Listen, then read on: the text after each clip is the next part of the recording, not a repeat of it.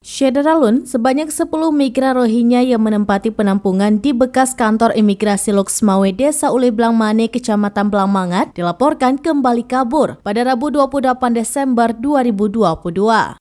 Hingga Rabu siang ini, pihak terkait masih melakukan upaya pencarian terhadap keberadaan pengungsi asal Myanmar tersebut.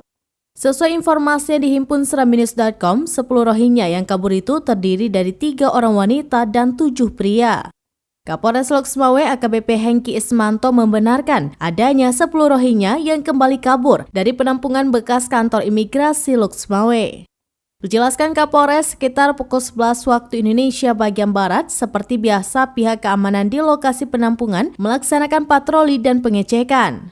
Saat dilakukan pengecekan tersebut, kemudian diketahui bahwa ada 10 migran Rohingya yang tidak ada di tempat atau sudah melarikan diri.